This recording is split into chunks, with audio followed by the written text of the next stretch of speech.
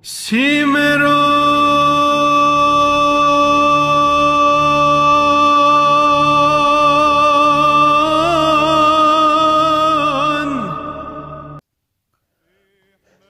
to the Orthodox Defense channel. In the name of the Father, the Son, the Holy Spirit, one God, amen. Today we're going to be focusing on the fallacious new atheistic argumentations. Hopefully I will be creating a mini-series answering them. Approximately 5 videos, that's the least I wish to produce. It could be more, but approximately 5. So firstly we're going to start off with Steven Pinker, and he's a preeminent Jewish atheist in the new atheistic environment, you could say. So he says, in quotes, "It's natural to think that living things must be the handiwork of a designer, but it was also natural to think that the sun went around the earth," end quote. Firstly, I doubt that Pinker would be willing to apply this logic consistently to naturalism and materialism. Naturalism seems natural, no? The notion of naturalism isn't old, it's false. In fact, much of Plato's and Aristotle's work can be seen as written responses to earlier thinkers who attempted to explain the purposelessness of nature. Also, I don't think he knows that the heliocentric model is as old as the geocentric model, but had to be discredited because of scientific problems. Only once we had the mature physics of Kepler and Newton did the model become scientifically viable. Also, with relativity, things get complicated. Here, it simply depends on your frame of reference, really. The reason things look designed is not so much because of the appearance of things on the surface. In fact, historically, people used to think that the very small was simple. Even Thomas Aquinas allowed for spontaneous generation of small organisms. Rather, it is only when we look under the microscope that elements look designed. Number 2. The very popular prosaic argument among pop culture that, quote, "they are 3,000 gods, you just reject one less god than I do." This rhetoric is commonly employed by the likes of Ricky Gervais, a British comedian. Bewilderingly, as you can witness, it seems he works overtime with this comedical, obtuse and ghastly argumentation. The reason the argument is unsound and is begging the question is because multiple claims doesn't denote that one is true or not. This is inadequate epistemology which springs from postmodernism, the era of non-truth claims that one shouldn't presuppose a certain absolute. For example, there are many candidates that fail to fill an office, but that doesn't deduct that there isn't a correct candidate. Or just because there is many suspects, that doesn't create a crime, doesn't deduct that there is void of a true suspect. It is literally saying, quote, "there are millions of philosophical worldviews so far, but only yours is actually true, Ricky. The rest are nonsense, but not yours. Yours is true."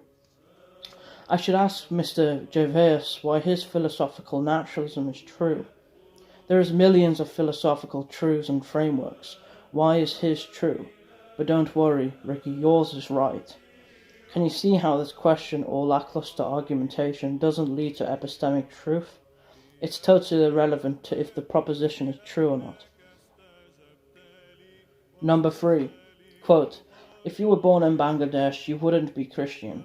You are just a Christian because of chance and fluke by your parents, and therefore Christianity is invalid." End quote. Firstly, this is a textbook fallacy, namely the generic fallacy. The argument is trying to invalidate one's position by showing how a person came to hold that position. It's invalid because you could clarify to your interlocutor that if the atheist wasn't born in Bangladesh, he likewise, in high probability, wouldn't be an atheist. Or if he lived in ancient Greece, he would probably have believed that the earth is flat. But does that mean, with what we understand from modern astronomy, that the earth is therefore sphere? Does this mean it's false? Of course not. You cannot invalidate a belief by showing how a person came to hold it. So do you recognize again how this generic fallacy doesn't determine truthhood from falsehood? It is therefore to be dismissed. Number 4. In the New Atheist prominent book, Richard Dawkins' The God Delusion, one of his preeminent arguments he constructs is, quote, "We are born atheists," end quote. While technically false, is still a hilarious self-own. I mean, we're also born unable to control our bowel movements. Additionally, walking is also a learned characteristic. Talking too. Maybe we should all go around crying. It's our natural state after all. This argument portrays that all learned propositions are false. I guess that all school of duration that we did when we were younger was a waste of time, and learning any sort of science too. Number 5.